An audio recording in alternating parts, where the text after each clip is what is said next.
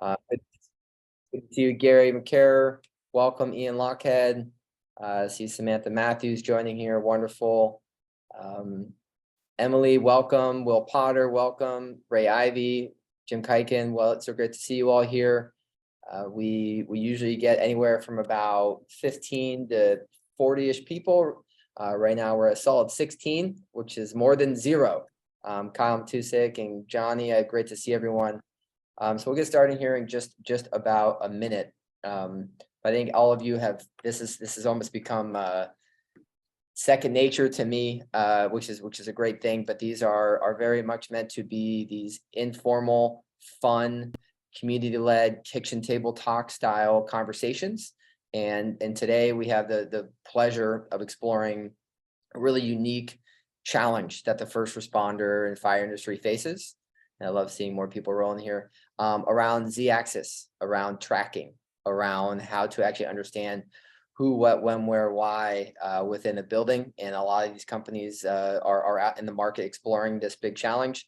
And today we handpicked 3 really awesome entrepreneurs that you're going to learn about today here. And the format is all 3 of these entrepreneurs: Alex Gorsuch from Ascent Integrated Tech, Hongwei Liu from Mappedin, and Samantha Mathews from LOCI. They're all going to speak for about 3-ish to 5 minutes. And then it's going to turn it over to community-led kitchen table talk. And you've all been in this type of conversation setup before.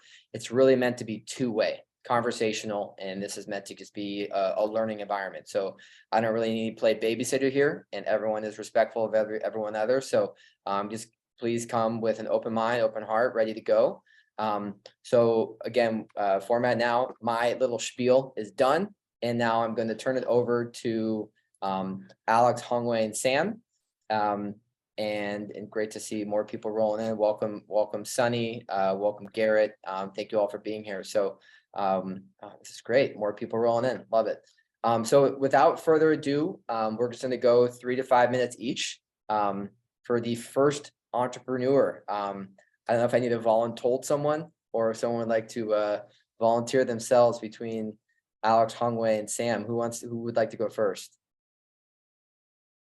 I'll go first so I can get it over with. All right, I'm gonna spotlight you, Sam. Actually, no, I'll leave it like this. Okay, Um, and Sam, the floor is yours.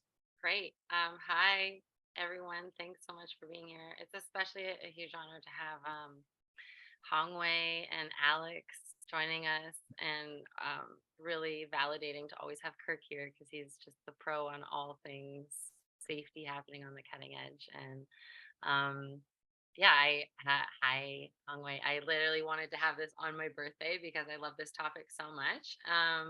And so happy birthday to me. I'm at this design build conference in Seattle. And a little bit about me, I'm a bit of an outsider to the first responder space, to pretty much everything. I was a music producer and DJ, an athlete, but always had a shine for technology, especially producing music, understanding signal flow and just the very basics. When you have to program sequencers and synthesizers, you start to think of signal flow, and signal flow is a lot like a user journey. And so I think it just sort of was a natural progression into understanding how things shift and change through systems.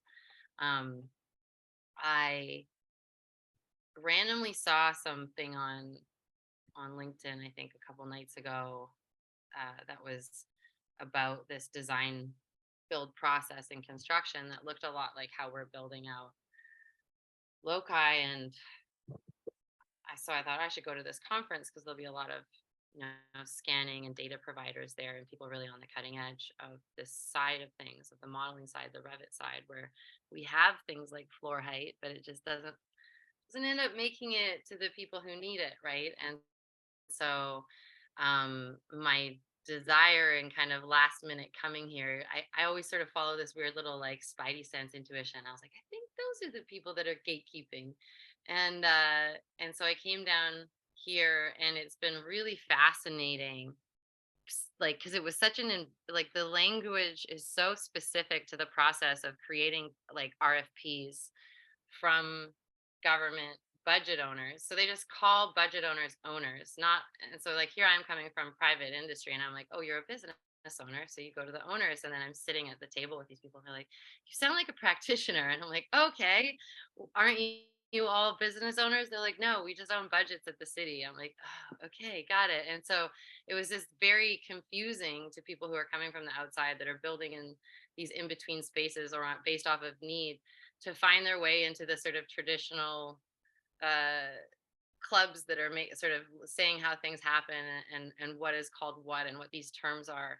And so progressive design build is this evolving practice and of designing what you're going to do, and then making sure what you build is reflective of the model the whole way through. And it was really cool to sort of see all the different levels of detail and whatnot people are doing, but they really had a hard time mapping stakeholders, like the end stakeholders. I was talking with the head of the San Francisco airport, who runs all their sims, and he was saying that um, when they were redesigning SFO, they brought in. He was like, "I need there to be a stakeholder sort of gatekeeper, and we need to map who those are. Like if we're designing a bathroom, we need a custodian in here. If we're designing, a accessible walkway, we need people that have mobility issues. Like, and those are the people that have to sign off on those designs, not like the architect or the contractor."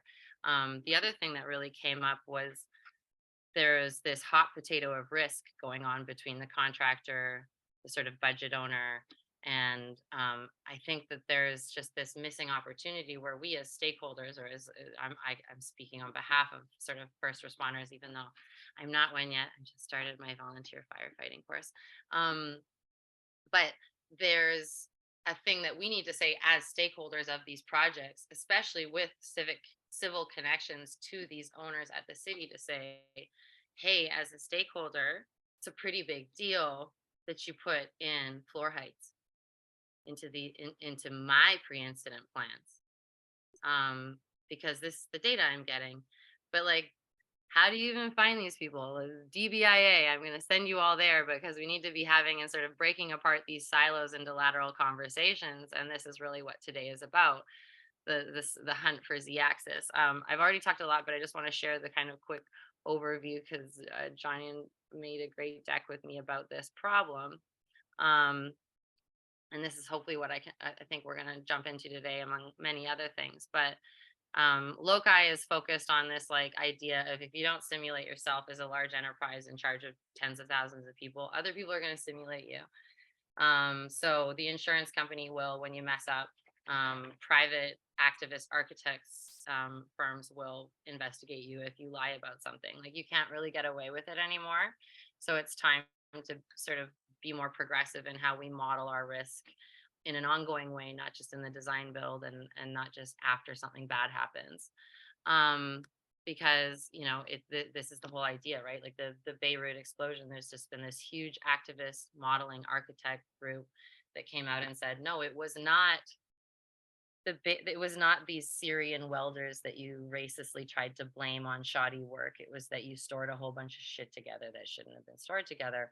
Part of my language. And so it took public servants, academia modeling that to essentially change that narrative. And so it just goes to show you that there's a shift in power that comes from data and modeling data, because you can't really sort of pass the buck anymore. You can't say, oh, well, that's not in the regulation or whatever. It's like, no, like, if these tools are available at your disposal, and you should probably use them. So that's what LOCI is all about. And this conversation today is really about like how we actually get this cool raw data as first responders, using the barometric pressure sensors in our phones and the telemeters and other things coming together that give this raw height above terrain information. But unfortunately, the second part of this problem, right? So this is our height above terrain, right? It's like to differentiate, there's elevation, which is really about where you are from the ground floor of like the dirt, and then there's altitude, which is always measured from ocean, so 0 foot or whatever. So what we want to do is say, okay, what is your height above terrain? And then, as we all know, elevator buttons kind of can be whatever the people decide they are. And so that doesn't become standardized. And what happens is, between this amazing little bit of magic happening right from right from our phones, to a first responder that like can tell me how high up I am.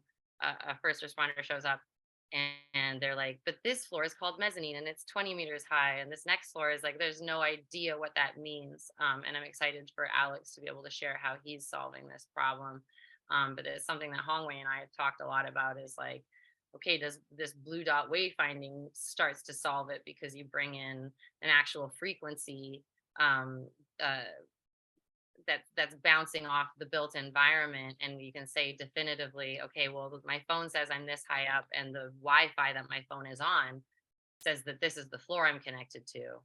Now can we like send that as a file to like Google Maps and all the regular maps, so people can read that, and those two data points are associated with each other? It's like how we're viewing the environment versus what our actual height is. We need to connect those two. And I think it's the search of longitude of our time. I think it's it's a very big deal. I don't think people realize all the ways that it shows up problematically in the world. Like, if you come and you hang out with people that are first responders, that are builders, that are designers, they have a million stories for you about this, right? But it's just hard to describe the problem, because it shows up in so many different ways. I think to get there, we have to really start to create mapping standards. Like, a lot of that is just like getting clear on what our terms are, like moving from the cognitive realm, where in our next roundtable, we're going to be talking about like place cells and grid cells, and how we actually make 3D schematics in our mind. And what are the scientists using to describe the way our brain sees an extinguisher, the way our brain maps a path, to connect that with the physical realm, where we've already been sort of interplaying for quite a long time, where we've been mapping that and calling things, points of interest or landmarks. We've been calling things routes and paths, right? And then bringing that into the virtual realm. What is a digital twin? I hear a lot of people in design build call things 4D, and Johnny had a great joke about, she's like, I thought that was smell. It's like, it depends on who you're talking to, right?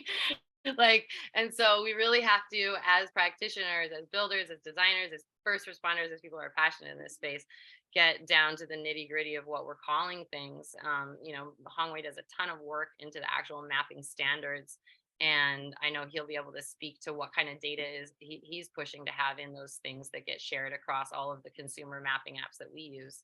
But that's really where we're at, and that's what this conversation is about today. So hopefully we don't have this like problem where you're calling 911 and you have no idea where you are, and they don't either. So thank you, and I'll shut up now.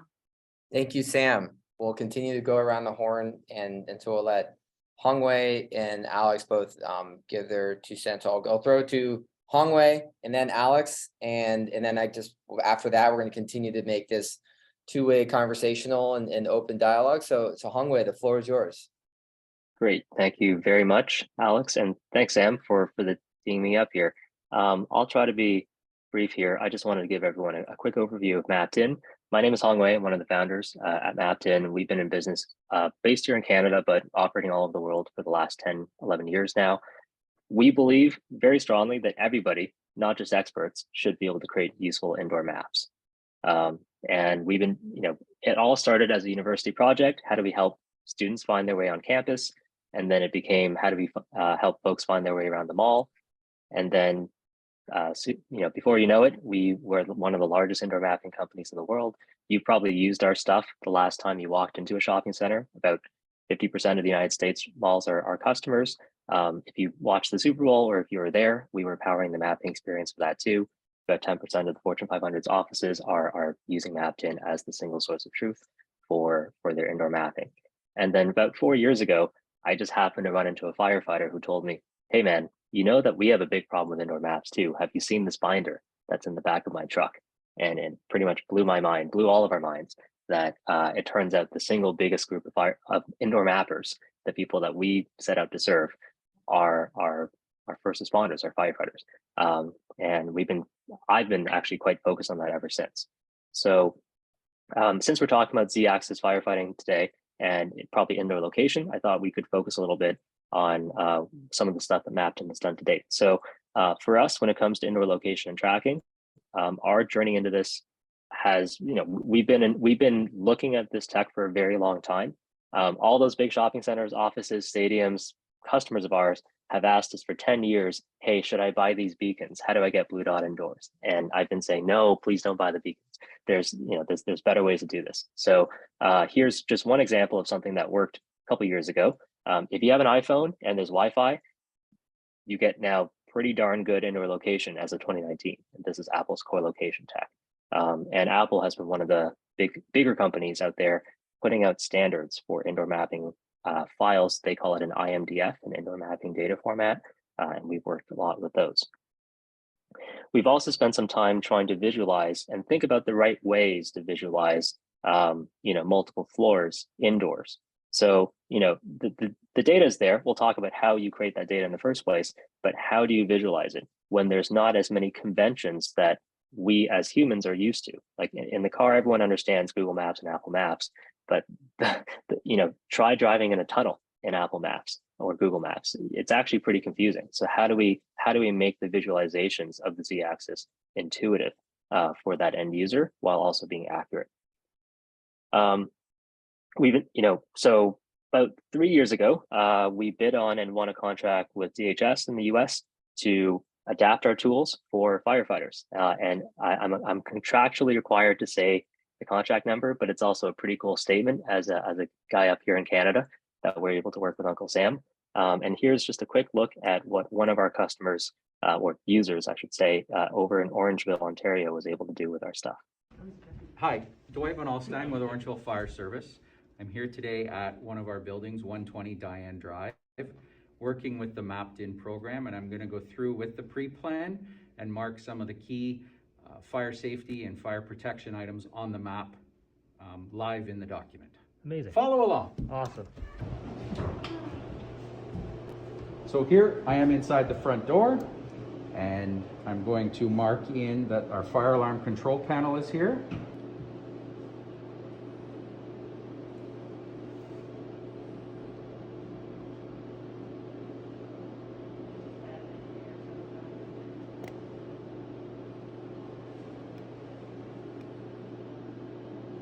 And there it is. It's been added in. Okay, so we can add an area that maybe a meeting place if the building is being evacuated by folks. And double tap at the end. And that will be right out front. And then I can adjust. Oh, that's a nice feature. To square things up, right? Yep. Perfect. Okay. What do you think, Chief? Looks good to me. Okay. So just a quick look at how we empower users, in this case, fire safety officers, fire prevention officers, to make maps. That's our focus. It's in the name. We spent a lot of time looking at indoor location tech, and happy to share all the notes we have on that. And I'll just do one quick plug, which is that we are offering free trials, pretty much indefinite, for anyone working in public safety. It's not where Mappedin needs to make our money, frankly, but it's an important part of our mission, and we feel quite good about it. So if you'd like to get in touch, there's my email, and look forward to the conversation. Thank you very much. Hongwei, well done. Thank you very much. So to keep it rolling, Alex Gorsuch from Ascent, the floor is yours. All right. Thank you, brother. So I know a lot of you, some of you I don't know. In addition to looking like a bear that's wearing people clothes, work with Ascent integrated tech. Fundamentally, we put sensors on the helmet and use commercial off-the-shelf wearables to tell incident command where their people are in the X, Y, and Z, as well as how they're doing in terms of their health, and map the battle space. I do have a very brief number of slides that I want to go through. Personally, I hate going through slides, but it seems like that's what everyone's doing. So just to keep the flow consistent. We like consistency. I know you do, Kevin. I know you do. All right, awesome. So fundamentally, like I said, sensors on the helm, commercial off-the-shelf wearables, all feed to a command and control common operational picture where I see can plan, monitor, and if there's an incident, rescue. So fundamentally, we are trying to serve as the operating service of the fire service, because when you operating system of the fire service, because when you have so many different technologies and so many different ways of displaying data, it becomes cognitive overload and it becomes not useful. So everything going to this single pane of glass approach. One of the first things we do that ties into our localization, our discussion today, is generate floor plans from satellite imagery, because we can use this process, which then creates known constraints called technically symmetries.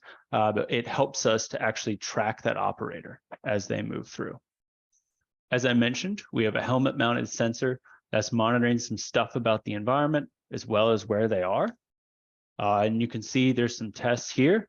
And I saw Sunny from the first challenge was on. Hey, Sunny. You may recognize this from you, Kirk, as well.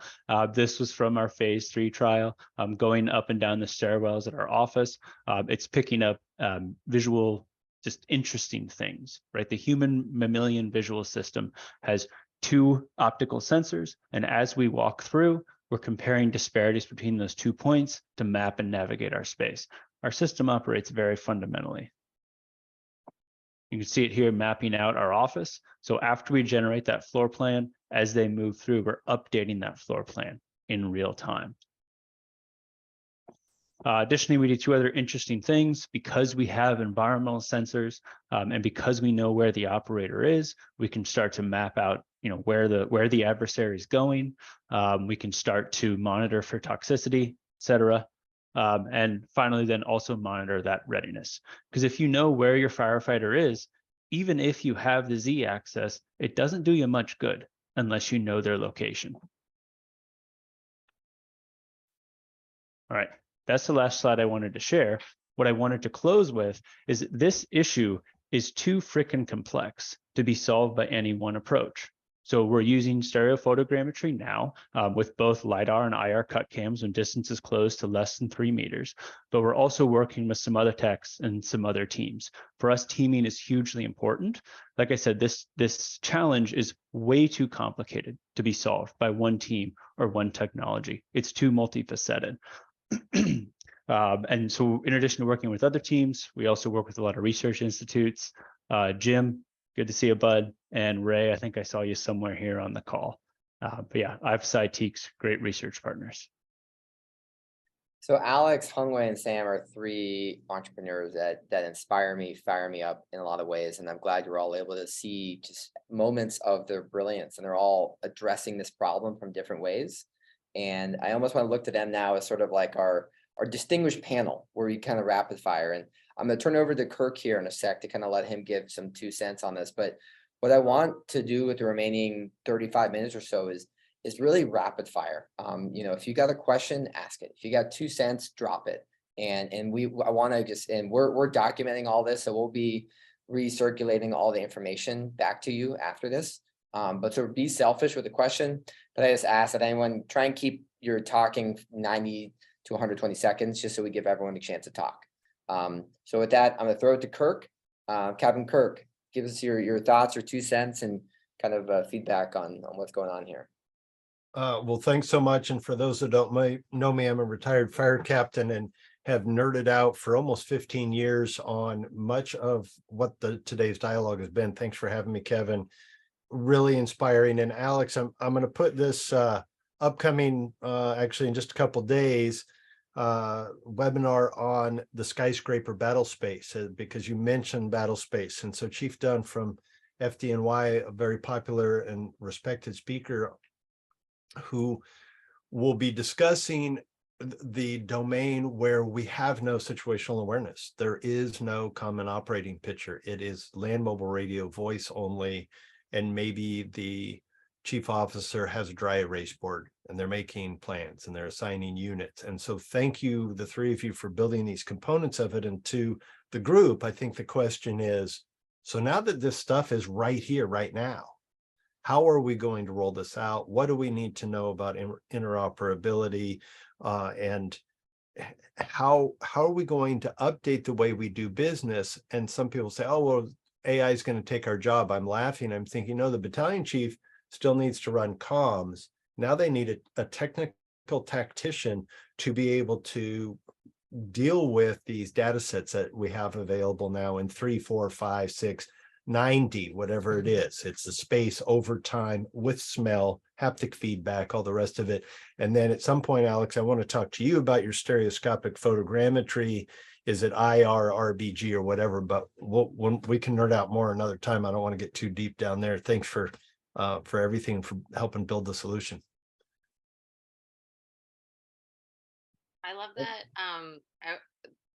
To me, it seems like Alex is solving this problem from like the true Viking way, which is just go out and pillage all of the windows and pillage all of the floor plans and write your own damn AI to figure out what the insides of these buildings look like. And then we can test it ourselves with our helmets when we get there, because be damned the infrastructure man.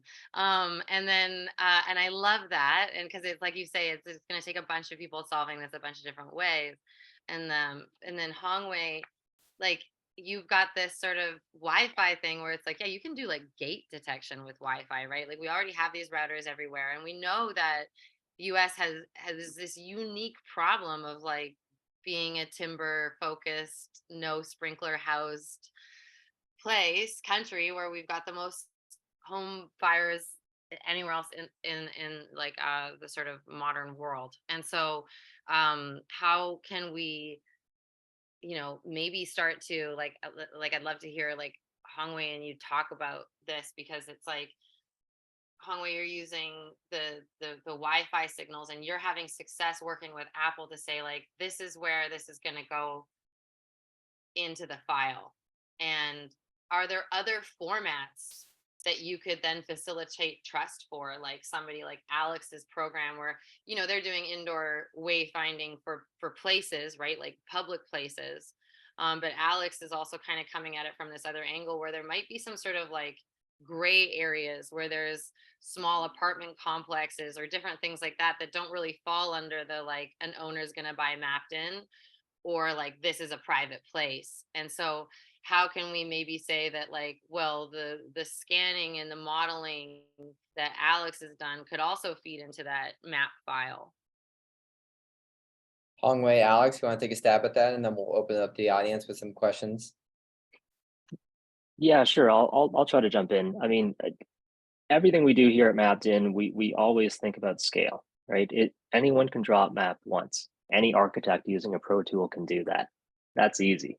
And then, but how do you do it for every building in the city? And how do you keep it up to date? Because those buildings change all the time. And then what the building owner wants to see on their maps, the firefighters want to see something different, right? And then how do you do the RF survey that Sam is referring to enable indoor locations? How do we scale? So I'll share one anecdote that we're working on right now, where there's a partner of Mappedin's called Pure Wireless that operates in Florida. They already go into buildings to do RF scans of where the radios don't work for public safety. They saw what we're doing and they're saying, hey, that's great. First, can we mark down those radio dead spots on your maps? And two, can we go in and do a data gathering work for Mappedin response, for pre-planning and for indoor location while we're there? How do we create lightweight enough tools is our theory. How do we create light enough tools that allow the folks that are already going into buildings everywhere, whether it is the fire safety inspectors or fire prevention chiefs, or just other building operators, service providers, so that it doesn't have to be one building owner at a time, because that doesn't do any good for first responders that have to just hope that that building owner did the right thing. Alex? No, I love that, Hongwei. Yeah, I didn't realize y'all were doing anything in with anyone in Florida. We should chat because we'll be deploying with Jacksonville very soon as our launch partner. That's Very cool. But yeah, no, I mean, like I said during the end of my rant, I mean, I feel that any company, and like, the capitalist in me would love to be like, oh, heck yeah, we got this, bro. We're going to solve this. That ain't going to happen. This is such a complex issue. I think that it's going to be a mix of some form of utilizing existing deployed, et cetera, infrastructure, as well as, personnel area networks for first responders. It's going to be a combination of those because this is such a tough issue. And frankly, it's a damn important issue that's been long neglected. Most of my career has been spent in the defense world rather than the first responder world, where the budget is pretty much unlimited. And it's such a different battle space, but fundamentally it isn't. In this case, the adversary isn't a bad guy with a gun. The adversary is the environment. The adversary is fire. It's our greatest tool and our greatest adversary as well. So yeah, I would love to explore, and then in particular, when we think about radio dead zones, what I think would be really interesting is with some of the stuff that we're doing with meshing, and then seeing how that would interact with Halo Wi-Fi, which is what we're using for our primary connectivity stack in our training deployments. So that's the beauty of these calls. I encourage everyone to connect with everyone on LinkedIn. I've put Sam, Alex, and Hongwei's links in there, but even Alex and Hongwei have stuff to collaborate on that they didn't even know about. So that's the beauty of these calls. And I'm looking around and seeing some names that I greatly admire and respect. Everyone on this call, but I see Richard Mathews, some of your comments in the chat, and I'm looking at you, Sonny, Will, Ian, Gary, Dale, Jim, Kyle, Cindy. I want to hear from all of you. So I kind of want to just get, what are you thinking? What from what you've heard so far? What's a knee-jerk reaction? Jim, I see your finger up. I'm gonna throw it to you. What's your kind of reaction to this? Tell us about IFC. What's IFC's role within kind of playing in a role with this type of technology? So a couple of comments first, and then I'll ramble on how we're working with Alex some. And I think that there were some really important points that were discussed today. In spite of the fact that we think the fire service is the center of the universe, it is a minute market. And to have technology purely fire service based is financially unfeasible for most companies. So to make that work, we have to adapt or adopt other people's technologies and make it work for us. And there are advantages to having universally used technologies, mapping, location, whatever it is, because that brings our price down when we buy it. And not only do we have to buy it, but volunteer departments have to buy it, which make up a majority of the fire service. And they're not going to buy big dollar items like a San Francisco or a Jacksonville or a Madison, Wisconsin. They're going to have to be smaller, less expensive resources for smaller departments. But coming from the fire service, one of the biggest problems is the foundation data that is used, whether it's for mapping or floor plans or whatever it is. If you're waiting for the fire department to keep that up, there's too many things going on and it will never, ever happen. So by having a data mashup where I'm using maps from the city building inspectors and maps from or floor plans from Zillow or floor plans that are out there already, and I am just modifying them with my information. It's got to be simple because we want to use a piece of grid paper and use the same symbols we've used for 100 years, and that's how we want to do our plans. And it was mentioned early, the map books that are in the engine or the truck and that are sitting on the seat, and we're trying to find our way through it. And the technology is there where my mobile data tells me that I'm going to this address, and here's the link to all the information on the building, where the water comes in, where the power shutoff comes in, and then tying that as an incident commander, knowing where people are, both on the floor plan and the key is elevation. And that's where we've been doing some work with Alex here at IFSI, where they've been doing some preliminary testing in some of our burn buildings to locate. And again, who doesn't have an Android or an iPhone or some kind of cellular device on their body anymore? Tying that kind of technology, it just makes perfect sense.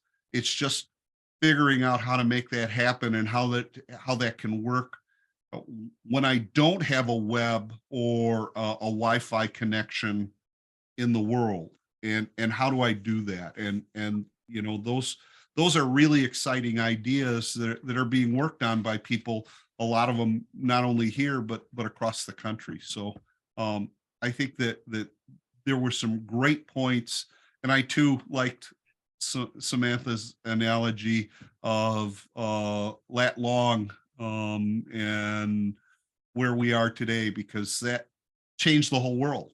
So that's my rambling. Good ramble. We need more Jim rambles. I see Ray, your camera's up, and I'm gonna volunteer you, and then I'm looking at you, Kyle, next. Ray, do you want to jump in on what you've heard and add any 2 cents? Sure. Good presentations, and I agree with almost everything Jim said there. I think that's a good segue. The biggest thing I'm seeing across all this is a lot of this is data is already available. So we have to stop reinventing the same thing. And just like Samantha accused Alex of stealing everybody else's data, but that's the way to do it. And AI is going to be our friend on that, because it's too much to try to bring together and visualize and stuff like that.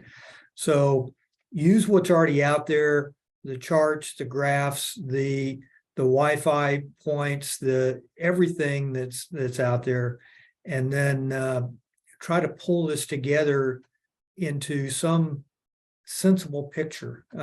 You can easily get overwhelmed. And I know Alex is working really hard on trying to give one single pane of glass and combine information down to where it's usable.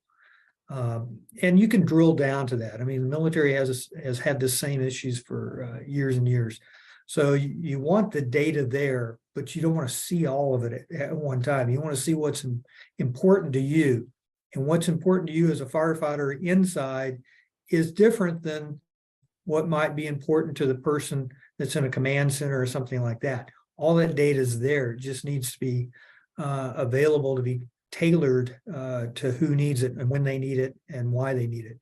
But ideally, you don't want to have to do that on the fly. You want it to, you put in, I'm a firefighter, and it just comes up and says, okay, this is what you need. Or I'm an incident commander, boom, this is what you need.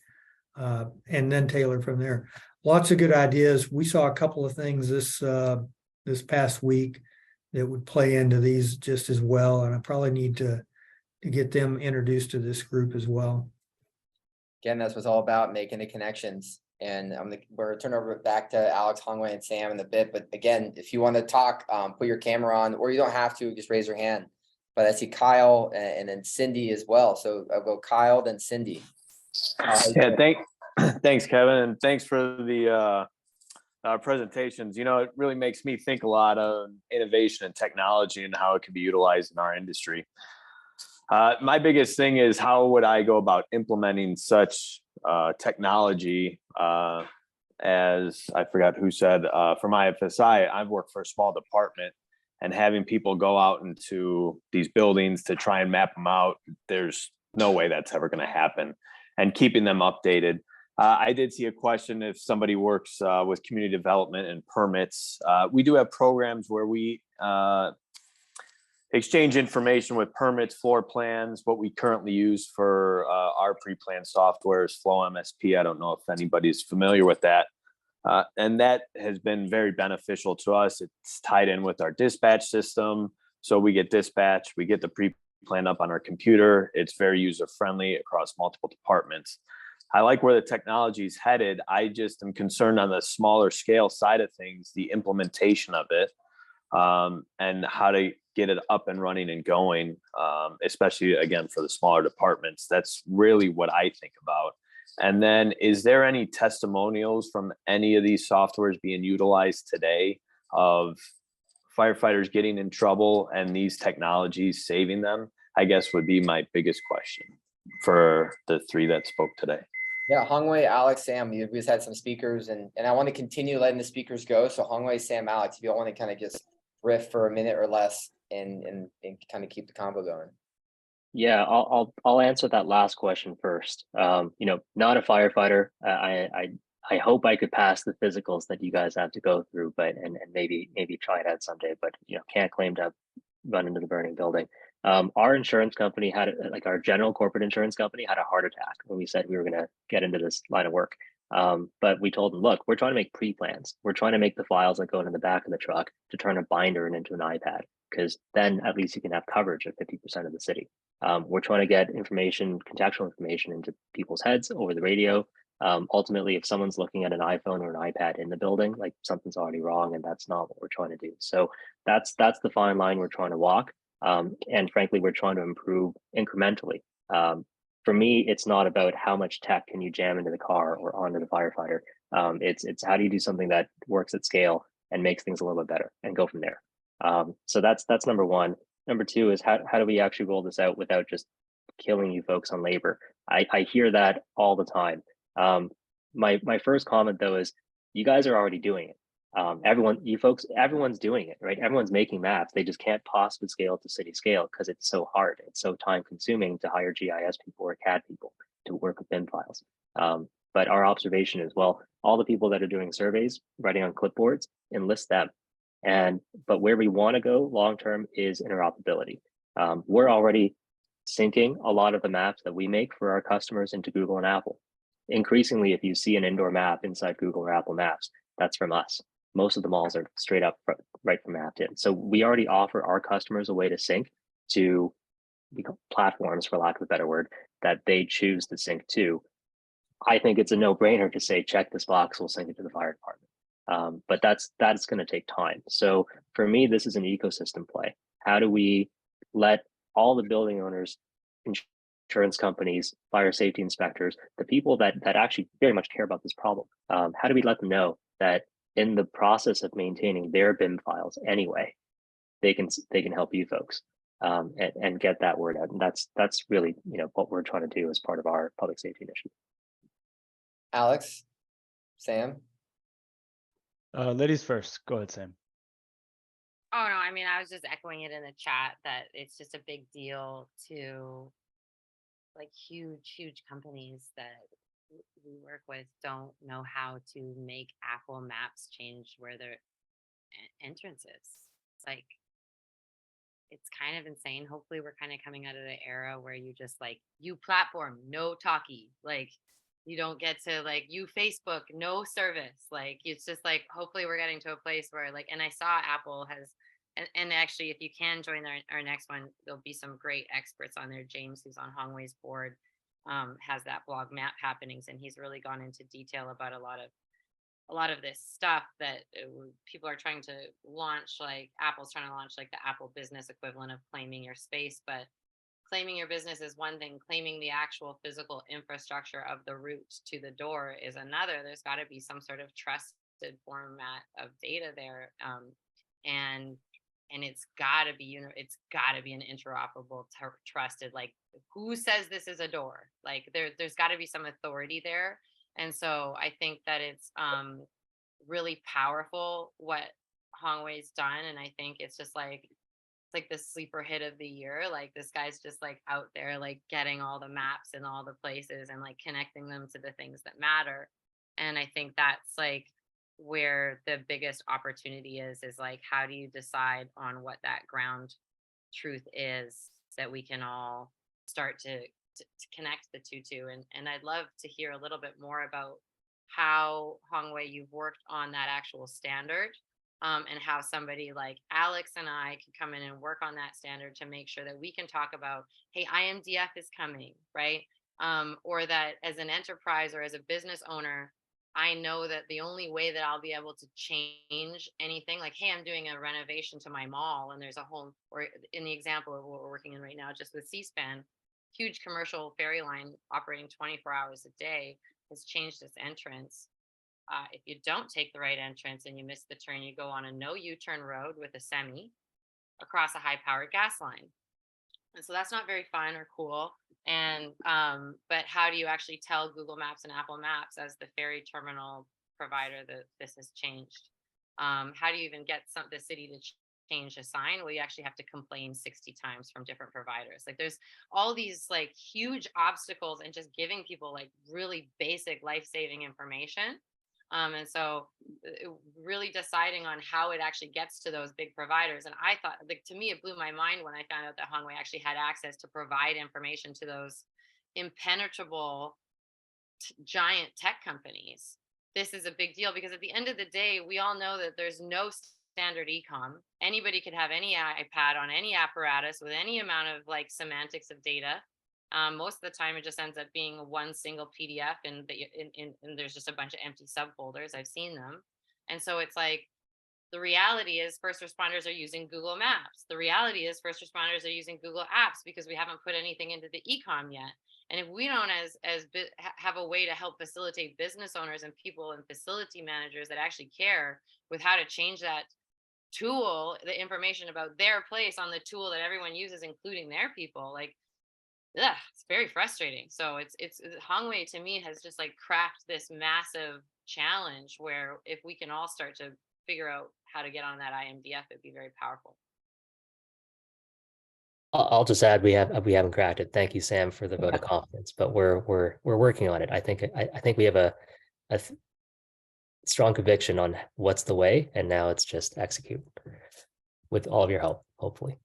So how can like Alex's data get into your IMDF files or things like that? Or I know maybe Alex is working more on the home places, but to talk about that gray area again, like maybe some small apartment complexes or things like that.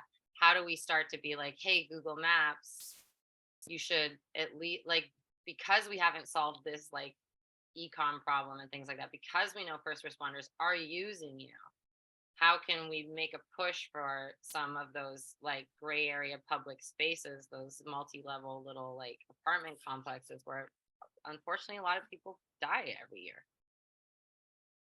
I got a comment on that. Please. All right, so for the last month, I got moved over to the fire marshal's office. I've been doing GIS for runs and stuff for a while. About 3 years ago, we require every CO to actually submit DWG files now. So I've got anything that's got a CO now, I've got a DWG file. What I don't have is an easy way to display them. We've been accumulating them. I keep stocking them up, and anybody that wants to build in my city now has to provide us with that just to get their CO.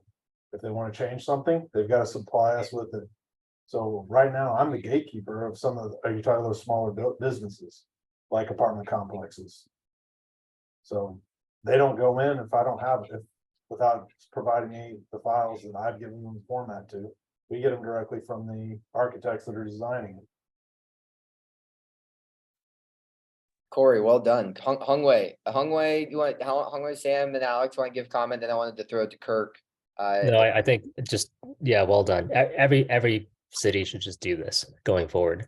We had a CIO here in Ontario say, I'm going to write this into the bylaws that you can't get a new permit without giving it in a certain format that automatically imports into a pre-planning tool. The goal is standardization, of course, right? Because to the earlier gentleman's point, there's not enough money that you all could spend to get an Apple to care about you, right? So, and frankly, for us, like the last thing we want to do is go charge a fire department $1 million. We want to charge them $1,000 to use this and deploy it at scale. So it has to be the same everywhere. It has to be the same format. It has to be the same tools, and it has to work with the other stuff where we actually do make money. So I think, yeah, if there's one thing I would try to leave the group with from me, it's what that gentleman pointed out. It's you got to use what's on the truck and just influence what's on the truck, influence the truck. Well said, Hongwei.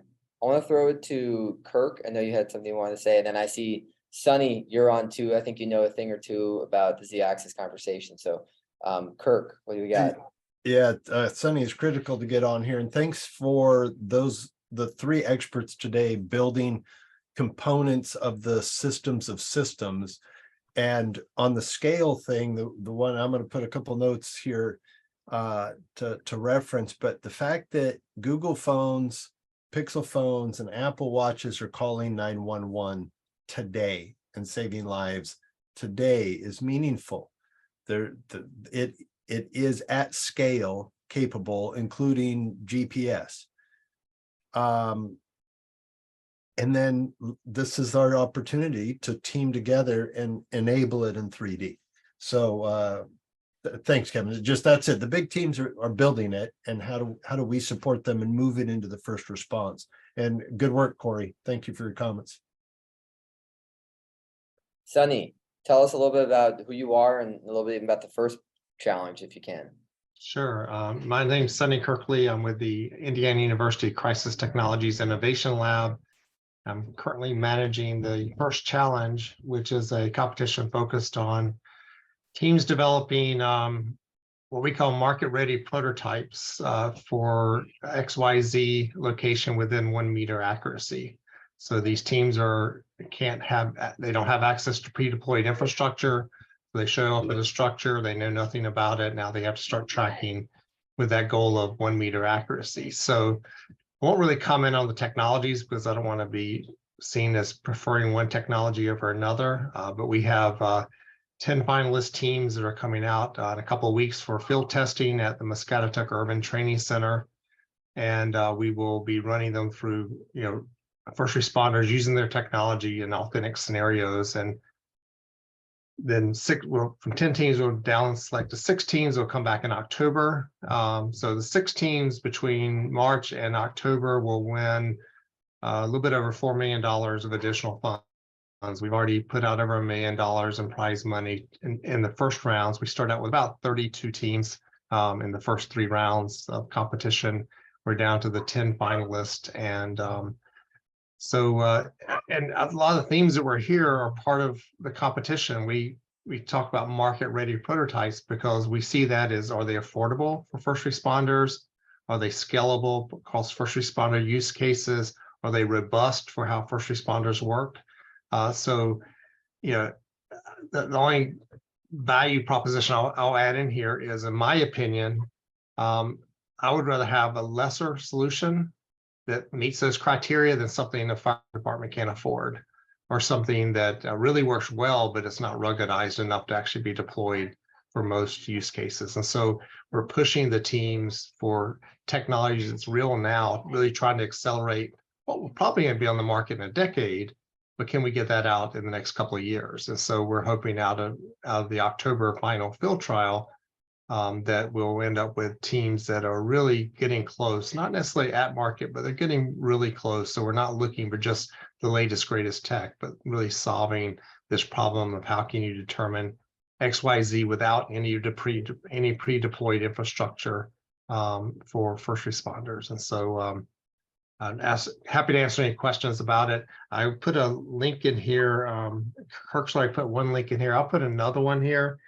If you want to see what the teams have decided to share with the public, they send videos in for judges to look at, but there are public videos that we require them to turn each phase. If you go to our YouTube channel, you can see the videos from the last 10 teams, what they submitted. Some of them take that job more seriously than others in terms of the public videos. So they're varying quality, but we do try to promote, if you want to learn about them, that's a good way to do it, to see their videos. Well, I must say, I'm very excited to spend a few days in Muscatatuck in a few weeks, Sunny, to see all the tech in the field.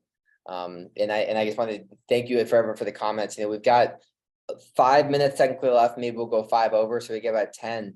And I see some other great names on here that I just wanted to continue to give a chance to say something and spark some conversation, and know that we're documenting and curating all this, and you'll get all the resources. But I see, Cindy, your camera's been on, and I know you got a thing or two to say. So if you, from your perspective, tell us your org and kind of your perspective on this. So over 30 years of researching firefighter cancer, firefighter exposures, first responder exposures, looking for those common chemical compounds, common scenarios, and basically commonalities in various calls where things went right, things went wrong, procedures, time in a building, access to a building, building materials, age of a building, and then how is that building progressed? In other words, do they have new roof, new materials? In other words, do they have the latest in the toxic insulation that we know is causing cancer? Do they have a variety of, building materials inside, or fire load inside that we know is going to be extra toxic? Has the occupancy changed since they originally filed with the fire marshal's office? We've had that happen on several calls, and folks have gotten caught in a bad scenario. So how do we address those changes? As you guys are doing an incredible job, Z out, everything else of how movement is, merging that data in the structure itself with the data that moves within the structure, I guess is the best way I could put it, would be my point of concern. And then from an EnviroEthos toxic exposure consulting standpoint, I run down that same gamut. So that's the angle that I bring.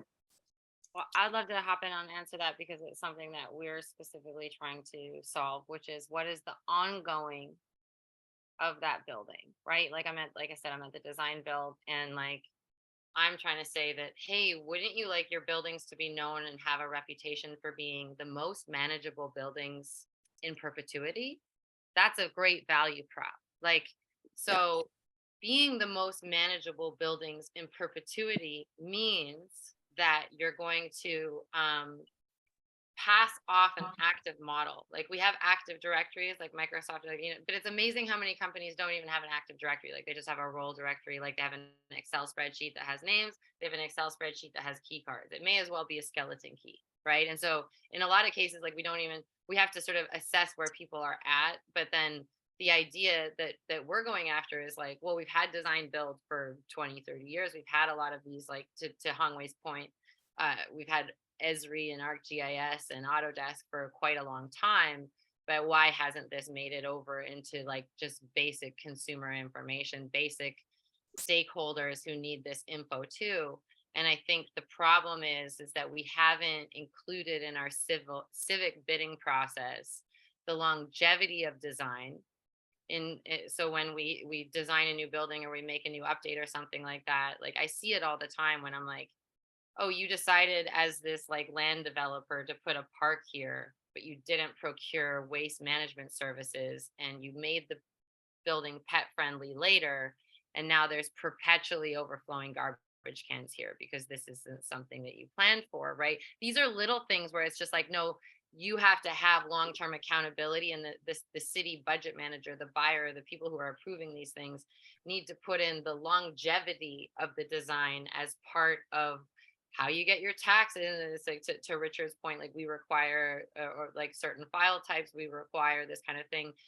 Part of that is requiring those files to stay relevant over time. And we have to make the business use case for that, which to me is always an insurance thing. Like, we use the example today of those stupid pumps that go underneath counters, like soap pumps that go underneath counters, where I'm like, all you have to do is explain that there's a unionized worker who's going to be going on their hands and knees every day to change that, and you realize how expensive this has become, right? And then all of a sudden those are all out of order, and you have things on the window or right onto the mirror because that's at a normal height to replace every day, and this is a high volume bathroom. These are the kinds of decisions where if we don't put stakeholder accountability into it, we don't say like, and not just like, oh, it would be nice, like, now we're harping on you, this is a standard, but like, no, there's a real business use case to keeping this place hyper functional. People will pay for it. You're going to get more, like, you're going to save a ton of money in losses. You're going to save a ton of money in risk. You're going to save a ton of money in orientations and people getting lost and onboarding and attrition. We just have to make the business use case for the ongoing mapping. Right? Like for Hongwei's build, like an SDK, because he's like, I want people to build tools on top of what we're doing. This is just the baseline layer, because it's great if the facilities team has bought Mappedin and they put it up in some maps, but they're probably not looking at it too often. What would be even better is if there was a bunch of people who knew that they could make sales tours and like different things like that would take them through the mall in this sort of like personalized mapping experience that would then make that continuously the active environment more rich. The more people that are engaging on Blue Dot, the more you know where people are, the more that can be an accurate head count when a first responder comes. And so it makes it where I see the huge gap is, how do we make the day-to-day user care about lowering the risk through better situational awareness for all occupants? And just briefly, if you have to go in and play detective, there's an illness scenario within a building. Your building is sick, and you have to figure out what is the culprit for that sick building. This is where we go back to what information do we have to work with? And so much of it is outdated, and so much of it is just not user friendly. And the fact that you guys are advancing these files speaking to each other is going to be huge moving forward when we have to come in and play detective in all these different scenarios. So thank you.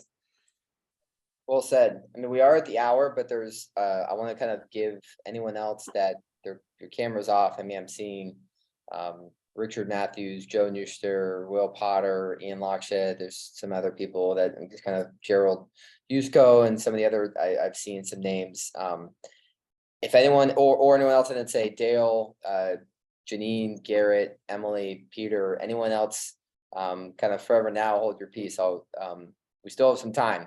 So if you wanted to say anything, we welcome it. We'll go a little bit longer. I'm good at doing little tap dance here and waiting out the awkward silence. I do that frequently. I have a question. Did the person that was like getting all the SVGs, does Hongwei and Alex, both of your companies could process and turn that into useful data for them? Yes. That's great. Yeah. So I'll add to that, like, turn it into useful data once and then have an operating model to keep it up to date, right? The last thing you want is to say, well, here's the DWG that I got from the architect when the building was, permitted, and then they added a door. Then what, right? Or stuff moved, the elevator got turned off. There's a new fire control panel that got moved, and it's a living document because these are living buildings. So there's a lot of fire safety consultants that will like run most of the city's fire safety plans, and they kind of just get hired every time the building changes or is updated or whatever. But how could we maybe change the business model there out of consulting into more of a subscription thing where those people that are actually going in and making those plans aren't just treating it like this, oh, I made your map by, but like, I'm accountable to your map, I've mapped out your stakeholders, and like we can kind of turn the people that are already there doing those into people that are being more active, to your point. I don't know how to, but I'd like to get them. I was like, I don't have the answer, but I'm looking at Hongwei and Alex. Corey, if the camera came back on, what are you thinking? I think that's going to be something that's tough, and you're going to have somebody that's willing to push. Somebody that actually has that it actually has an effect for. Because anytime you're doing change along those lines, it's kind of funny you're saying that, because right now I'm trying to figure out, like I said, I've been in this position for 4 weeks now, and I'm trying to figure out what I'm going to do to make sure we're getting into every business, we're getting it inspected, how we're going to follow up. I've been doing the pre-plans for the fire departments, I don't know, since 2004. So I've got history from building them in Visio and PDF files. But if there's, one of the things in the field, if it's easy, then it has the possibility of doing it. So I've sent firefighters into every business in my city every year. I send inspectors in every year. So we hit every business twice a year. Or I'm gonna say, we try to hit every business twice a year. So if they have a way to edit it on the fly while they're standing there, or, get those updates, it's possible. We just have to have the ability to do it there where it's not simple. I mean, the drawings that my guys did in Visio, and I pick on them about it, they spent hours drawing those things, and they're terrible. Like, they really did. They poured their hearts into them, but didn't have the skill set, which is why we're getting something from an architect. I hired guys that can knock down walls and fight fires, not draw and use computers. So, I mean, we can get there, and if they see the value, and most of those guys do, it's not too hard. We can get it done as long as it's simple tools to do it. Yeah, I mean, that makes a lot of sense, Corey. And if you don't mind my asking, I mean, say, for example, there were some companies that were working together, one who built all kinds of cool sensors to map things, and then another company who builds all kinds of awesome maps. When you're having your folks going through, you said ideally twice a year doing inspections on commercial structures. I mean, would it be a huge lift to be like, hey, while you're doing your job, pop this thing on your helmet or your radio strap or lapel or whatever in order to get those updated? Yeah, I mean, heck, I told one of the guys the other day, I was gonna make him wear one of the 3D cameras with the backpack over his head and walk through. There you go. So would they rather do that or sit at a computer and try to draw stuff? I can tell you they would much rather wear a helmet, a backpack. I mean, we could do you could get away with, in that sense, from a pre-plan standpoint, we could get away with, it doesn't have to be fire rated. It doesn't have to be a helmet. Not a deal. It could be anything. Now, in the operations, obviously, when it's actually on fire, that's a different scenario. But yeah, no, they definitely have the ability to walk through and do that where we're not doing the technical side and it's being created for us. I can get people in buildings. I can't get them to draw them accurately. Hey, Will, I see your camera came on, which is great. And thanks for joining us. You wanted to add something from what you've heard from Corey and all the other speakers here? Yeah, I guess it's just I was kind of piggybacking off what Kyle said, is that being a small organization, the hardest part for us is siloed data. So we've got all of these microservices that are running, and when we start adding wearables and things such as that, that's great. And we're gonna be tracking this data and I can maybe do something with it in 6 months back at the station. But as far as like taking that insight and creating some kind of data warehouse that the incident commander can see and has access to and can actually have some insight formed from that is, you almost need like some kind of technology officer at every single structure fire is kind of like the man behind the mask that, they're running everything. They're putting this data in front of our incident commanders to make that happen. I think that's the hardest part for us. I mean, you've got structured data, unstructured data, you've got different services running. I mean, we can't even get our CAD and our RMS to talk to each other. So I think it's exciting, and I hope that we see it. It's not going to be in my career, but hopefully by the time this moves forward, that there will be some way to integrate all of these different inputs to try to put something that is actually actionable on a fire scene. Well, I think that's the key of how to take all these different disparate pieces of data and really turn it into something actionable. So Kirk, you wanted to add on to that? Oh, for Will, that it's already come up in after action reviews and line of duty death investigations where the chief officers were task overwhelmed and weren't able to absorb the SA that was coming across the radio. So the chauffeur for the buggy, whoever's driving that chief officer around the town, community, city, becomes the the smart tactician. That's already in considerable dialogue in the space. Yeah, we don't need AI. Isn't going to be less people. It's going to be more people, and they're going to need to be digital natives or at least intelligent old folks. Hey, sure. Sorry, go ahead. I'm sorry. You go first. Yeah, Will, you go, then Hongwei. Yeah, I was just gonna say, like, right now, not to make a boomer joke, but a lot of our current battalion chiefs and such they're completely technologically illiterate, and so trying to give them an iPad and get them to do something with it isn't possible. And once again, like small department, like our BCs don't have chauffeurs. It's them, and they're doing 4 things, and they're doing they're the IC, and they're running ops, and they're running EMS until an EMS officer gets on scene. So I get it, and I think that's where we're moving towards. That's just trying to figure out how we staff those positions and still keep firefighters in the seats, so that the number one thing that kills us is overexertion. So I can't take a firefighter off the fire ground to do that. So it's a challenge, but hopefully something that we can overcome together.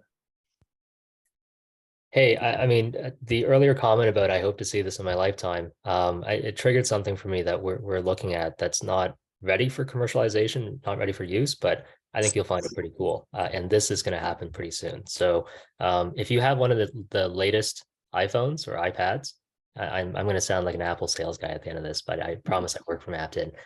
If you have one of those, you can pretty much scan any room. This is my colleague's office, and it generates for you, as you can see, a 3D scan that is pretty much as accurate as you can get. It's the LiDAR that's part of those phones.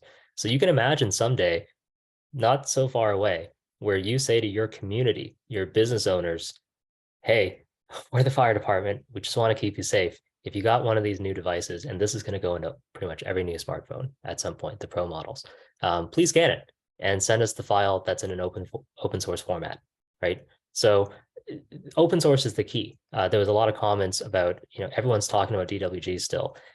It costs money to work with DWGs, never mind time.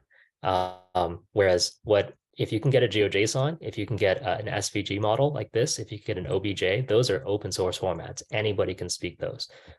What this comes out to that we're playing with right now is a model like this. And this exports this flattens pretty nicely into a model that looks like this. And I can't show it easily here, but if you clicked on any of these, you would actually see desk, table, chair. There is automation happening already that is able to understand what those things are. And this is, I think this got released, if not this year, like November last year, so very new. This is the extent that you can capture right now with an iPhone before it melts and turns off. So it's really not ready yet. But again, I just want to show that I think it's sooner than we think that you can have crowdsourced approaches to indoor mapping. And then our goal is to just commoditize it so that people like Sam and LOCI can actually build great applications for you folks, because the mapping shouldn't be the showstopper here, and it often is. Z-axis positioning is also super hard, and there's people working on that. That's great. That's really good to see. That's yeah, excited for that. And in addition to the LiDAR option on the iPhone, there's some tools for structured light sensing on Android. They'll put a couple of things in the link, and yeah, you could be scanning your furniture and test your new big box for furniture in your office before you get it. This is like one of those good parties that you hate to be the one that ends it.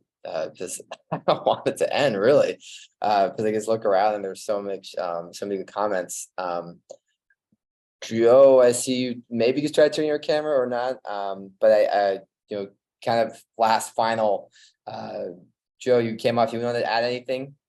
Yeah, I just from an end user perspective, I'm really excited to see all this emerging technology that is going to make our life better. And I'm all in for rescue for what we do. And time is of the essence for us. And the quicker and more accurate data that we can get from not just from the firefighters, but the occupancy information back out to incident command to effect a rescue is going to be really vital for us. And so I can see this technology really helping us out in the field. I really do. And thank you all for getting together on this and making this come to fruition eventually. I appreciate it. Thanks, Joe. Kind of volunteering anyone else. Richard Mathews, I know you're about to leave. Dale Ralston, or Gerald Yusko.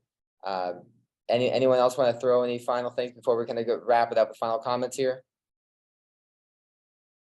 Totally fine. If not, so I will kind of have my final comments. I just want to say, please continue to connect and collaborate and use these forums as a chance to be selfish, but also, be selfless and give back. Try and reach out and help someone, but also don't be afraid to selfishly ask a question to get an answer to something you have. Everyone here is collaborative and willing and wanting to help each other. It's the beauty of this community.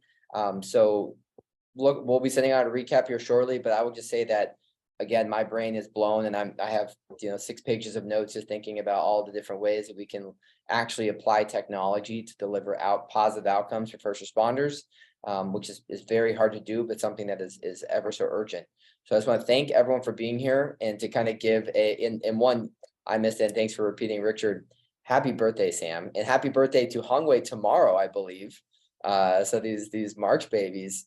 But so a final mic drop from our kind of our featured speakers panelists, Hongwei, Alex, and Sam, just kind of like a final 15-30 second mic drop. Anything else you wanted to drop here today?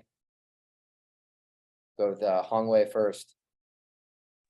No, that's it. Thanks for having me. Really appreciate it. And I hope together this happens. I hope we're part of the solution, but if not, I just hope this happens. It's crazy that we don't have maps indoors. I'm gonna die trying. Inside.